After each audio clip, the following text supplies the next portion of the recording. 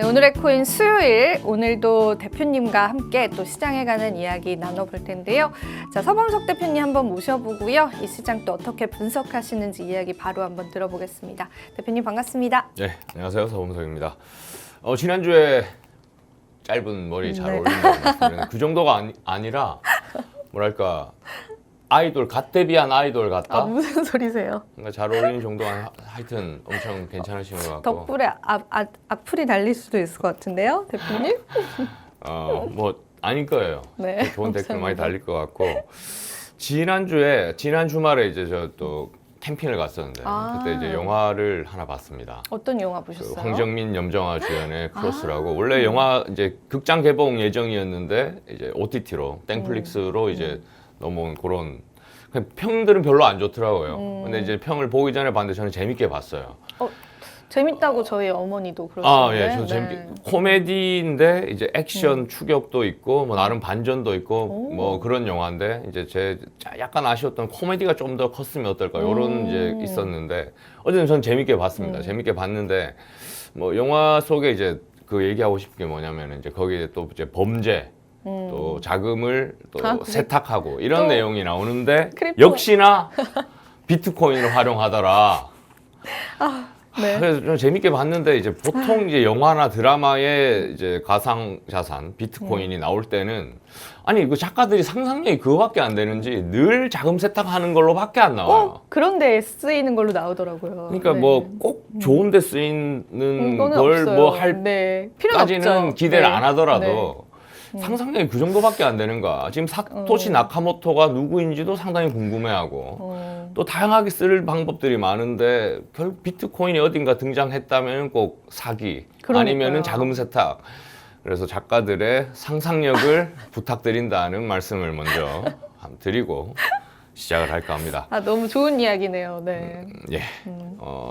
일단 이제 하나씩 이제 해볼까요? 네, 좋습니다. 그렇으니까. 일단 이제 뭐 제일 큰 건 일단 리플 한국 그 투자자분들이 이제 관심이 가장 많은 코인 중에 하나 이제 리플인데 이제 리플 소송에 이제 벌금이 이제 확정이 됐죠. 지금 리플 측에 이제 1억 2,500만 달러 벌금이 부과됐는데 지금 뭐 투자자들은 뭐 시장 분위기는 이제 상당히 이제 뭐랄까요 반기고 있다. 벌금이 부과됐음에도. 왜냐하면은 당초 SEC가 소송을 제기했을 때 19억 5천만 달러를 이제 요구를 했습니다. 근데 이제 1억 2,500만 달러만 이제 벌금이 부과됐는데 뭐냐면은 이제 증권성에 대한 부분이었죠. 그래서 기관에게 판매됐던 부분에 대해서는 이제 증권성이 인정이 돼가지고 여기에 이제 벌금이 부과된 거고 다만 일반 투자자들, 개인들에게 판매한 리플에 대해서는 증권법을 적용받지 않는다. 라는 이제 판결이 돼서 시장에서는 뭐 소송에서 뭐 부분적으로 승리했다. 그래서 기쁘다는 반응이고 저는 이제 뭐 소송에서 승리했다, 뭐 졌다 이런 것도 중요하지만 더 큰 의미에서는 일단 계속 안고 있었던 그 법적인 리스크 이게 어떻게 될지 모른다는 그 불안감 뭐 이런 것들이 일단 일단락이 됐다는데 이제 상당히 의미가 있는 것 같고 그래서 앞으로 이제 리플 이제 큰 호재 중에 하나가 있다면은 이제 뭐 솔라나와 함께 이제 ETF 지금 비트코인, 이더리움까지 현물 ETF가 이제 출시가 됐고 그 다음 타자라고 하면은 이제 리플이나 솔라나가 이제 계속 이제 물망에 오르고 있는데 뭐 그런 부분들 또 전체 시장이 어떻게 되는지에 따라서 이제 리플 투자자분들, 리플 홀더분들에게 뭐 상당히 좋은 소식이었을 것이다. 또 앞으로도 이제 뭐 호재가 나왔으면 좋겠다. 이렇게 말씀드리고 오늘은 이제 전반적으로 리플에 대해서 말씀드렸고 앞으로 이제 전체 가상자산 시장에 대해서 또 비트코인에 대해서 어떻게 보는지 또 크립토 씬의 셀럽들 아니면 뭐 전문가들이 이제 어떤 분석, 어떤 전망을 했는지를 이제 하나씩 뭐 살펴볼까 합니다. 대표님도 리플 보유자신가요? 아닙니다. 오. 저는 한때 그때 게임스탑 사태가 나면서 그때 리플이 그때 뭐랄까요 순간적으로 언제 그때 게임스탑이 이제 주주들끼리 우리 팔지 말자 얼마까지 올리자 뭐 이런 운동이 있을 때 리플에서도 그런 비슷한 움직임이 있었어요. 트위터를 통해서 그때 이제 아주 소액으로 이제 거기에 가담해 본다는 측면에서 했다가 사실 제대로 안 됐죠. 그때는 그쵸. 리플은 제대로 안 네. 됐었고 그때 잠깐 리플을 갖고 있다가 리플은 안 갖고 있지만 어쨌든 이건 관심을 놓을 수가 그쵸, 없는 그럼요. 네. 코인이니까 이제 계속 관심을 두고 있고 뭐 계속 얘기를 네, 해볼까요? 한번 네. 이야기 계속 쭉 들어볼게요. 예, 네. 알겠습니다. 자, 아서 헤이즈도 이제 상당히 이제 셀럽 중에 셀럽이죠. 유명하죠. 크립토씬에서 네. 다양한 긍정적인 전망을 많이 내놓고 있고 늘 이제 주목받고 있는데 일단 뭐 이런 전망을 내놨습니다. 지금 미국 경제가 뭐 거품이다, 뭐 어렵다, 뭐 이런 얘기가 많이 나오고 있어서 미국 재무부 장관이 이제 유동성 공급을 할 것이다 올해까지. 그래서 뭐 작게는 3천억 달러, 크게는 1조 5천억 달러까지도 유동성 공급을 할 수 있지 않겠나라고 지금 전망을 내놓고 있고 그래서 이제 지금 금리 인하도 이제 곧 9월에 된다는 얘기가 있고 그래서 유동성 공급도 되고 금리 인하까지 되면은 중국에서도 가만히 있지 않을 것이다. 중국에서도 재정 부양책을 내놓을 것이다. 그래서 앞으로 이제 미국과 중국에서 이제 크립토 시장을 이끌고 나가지 않겠는가. 그때부터 이제 가상자산 시장이 제대로 이제 랠리가 시작될 것이다. 이런 전망을 내놨는데 그래서 이제 가격적으로 뭐 비트코인이 이제 7만 달러가 되는 때 시점, 이더리움이 4천 달러가 되는 시점부터 알트코인 랠리가 시즌이 시작될 것이다. 이런 전망을 내놓고 있습니다. 사실 뭐 전체적인 시장을 파악하기 위해서 비트코인 가격에 대해서 계속 뭐 관심을 두고 있고 관심을 가져야 되지만 비트코인이 전체 도미넌스가 50%니까 가져야 되는데 실제 코인 투자를 많이 하시는 분들은 이제 알트코인에 더 큰 관심이 있죠. 아무래도 등락폭이 크기 때문에 맞아요. 네. 뭐 비트코인도 물론 뭐 주식이나 다른 투자 상품에 비해서 크지만 또 크립토 시장에 또 상당한 그 뭐랄까요 야수의 심장을 가신 분들이 많기 때문에 알트코인 이제 랠리가 시작이 돼야 그때 이제 기존의 크립토 투자자들이 이제 좋아지고 그때 이제 일반 관심이 없었던 분들까지도 이제 몰려들게 되는 그 시점이라고 보는데 그래서 본격적인 이제 알트코인 시즌이 되려면 일단 비트코인이 7만 달러가 돼야 되고 이더리움이 4천 달러가 돌파돼야 된다고 아서 헤이즈는 전망을 하고 있었습니다. 계속해서 다른 전망들도 이제 계속 하나씩 보시면은 그다음에 이제 거시경제 전문가 헬릭 제버그라는 사람인데 상당히 이제 안 좋은 쪽에 부정적인 네. 전망을 내놨는데 원래 좀 부정적이었습니다. 연초에 뭐 어떤 인터뷰에 했던 말부터 부정적인 이제 입장을 갖고 있는 사람인데 이 사람이 얘기하는 건 이겁니다. 지금 미국 경제가 이제 위기다 뭐 이런 얘기 있었죠 아까부터. 네. 그래서 지금 미국 경제가 상당히 거품이라고 지금 얘기를 하고 있는데 역대급으로 지금 여기서 얘기하는 게 현재 GDP 대비해서 주식시장 시총이 이제 200%다라는 이제 얘기를 하면서 2008년도에 금융위기 당시에 때도 GDP 대비 주식시장 시총이 109%였는데 지금 그거의 2배다, 200%다. 그냥 상당한 지금 거품이다라고 지금 얘기를 하고 있습니다. 그래서 이제 거품이 꺼지면 당연히 이제 금융시장 또 특히 크립토 시장에도 상당히 이제 나쁜 영향을 미치게 될 것이다. 그래서 이제 폭락하게 될 거다. 또 하나 이제 코인 예를 든 게 꼭 이제 도지코인 예를 드는데 도지코인이 그 정도까지 이제 가 있는 게 뭐 있을 수가 없는 일이고 다 거품이 당연히 꺼진다.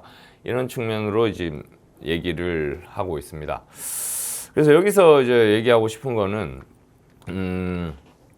지금 당시에 2008년 금융위기가 나와서 얘기인데 금융위기 당시에 사토시 나카모토의 백서가 공개가 됐었죠. 지금 맞아요. 금융위기의 이유는 중앙집권적인 게 상당히 크고 맞아요. 우리는 네. 탈중앙을 하는 뭔가 화폐, 뭔가 지불 시스템이 필요하다 하면서 이제 백서가 나왔었는데 그때랑 지금이랑 또 다른 건 뭐냐면은 그 당시에는 이제 탈중앙이 1번이었는데 지금 이미 뭐 물론 의견이 분분하지만 ETF다 뭐다 제도권으로 편입이 돼야 된다 안 돼야 된다 뭐 이런 거 있고 그러니까 전체 금융 그렇네요. 시장과 그러고 보니까. 크립토 시장을 예전에는 반대로 봤다면 지금은 뭐 오히려 흡수가 되고 있죠. 같이 봐야 네, 된다는 그게 맞아요. 더 크기 때문에 그게 아이러니하네요. 그렇죠. 네. 시작은 그랬으나 어쨌든 지금은 뭔가 그렇게 됐어요. 함께 네. 가고 있는 분위기죠. 그래서 만약에 이 얘기가 맞다면은 뭐 무시할 수 없는 그렇네요. 얘기다. 네. 지금 만약에 거품이 이 정도라면은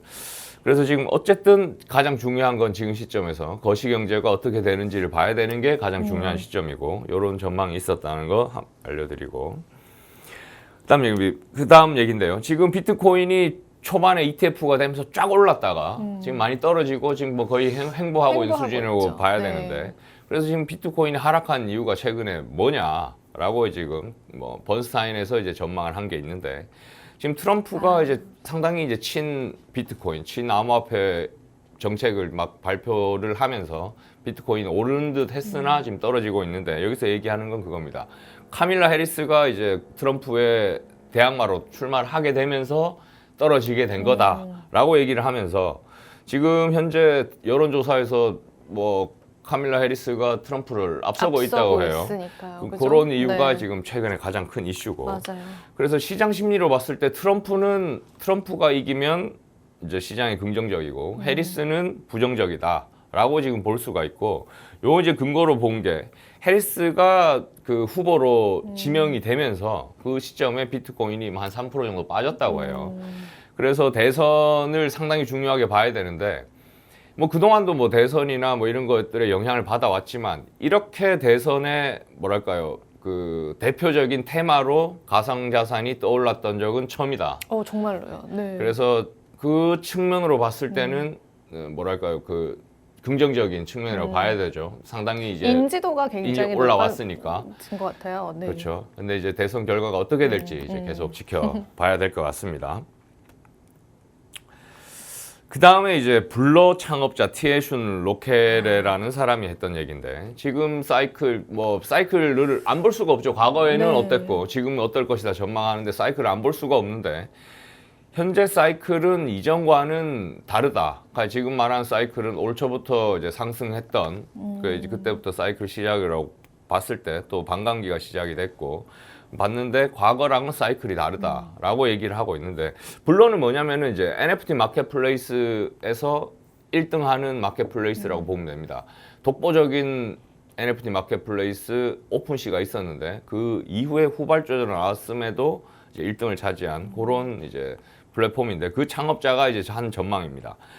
그래서 얘기는 뭐냐면은 이번의 사이클은 사실상 비트코인 ETF가 주도를 했고 그 다음에 이더리움 ETF 뭐 이런 뭐 기관들의 이런 움직임 때문에 이제 뭔가 사이클이 이제 움직였다고 하면은 과거의 사이클들을 봤을 때는 ICO가 처음 나왔을 때 광풍이 불었었고 그 다음에 이제 유니스왑을 시작으로 이제 탈중앙 거래소가 생기면서 하나의 또 뭐 혁신이라고 볼 수 있는 게 있었고 그 다음에 이제 또 NFT를 빼놓을 수도 없었죠. 그래서 그 이제까지 사이클들은 그 사이클의 중심에 테마 뭔가 이 산업 그 크립토 산업 자체에 뭔가 혁신을 이끌 수 있는 뭔가 뚜렷한 테마들이 한 가지씩 있었는데 지금은 사실 그런 근본적인 혁신을 이끌 수 있는 뭔가 테마가 보이지 않는다. 이런 지금 전망을 내놓고 있습니다. 그래서 여기서 또 하나 더 얘기를 하는 게 지금 NFT 시장에서 대해서도 상당히 많은 분들이 이제 궁금해하고 우려를 하고 있는데 NFT 시장에 대해서도 이제 얘기를 하고 있는데 NFT 시장이 되살아나기 위해서는 그냥 단순 기존 NFT뿐만이 아니라 NFT가 떴을 때 기존 암호화폐는 대체가 가능했으나 NFT는 대체가 불가능하다는 점 때문에 NFT가 떴듯이 NFT 시장이 또 크기 위해서는 NFT 플러스 뭔가 다른 뭔가가 이제 기술적이든 뭔가 활용 부분이든 유틸리티든 이런 부분에 뭔가 있어야 NFT 시장이 다시 살아날 수 있지 않을까라는 지금 전망을 내놓고 있습니다. 지금까지 쭉 그 뭐랄까요 셀럽 혹은 뭐 창업자 재밌네요. 네. 전문가들의 각각의 이제 전망들을 쭉 한번 얘기를 해봤습니다.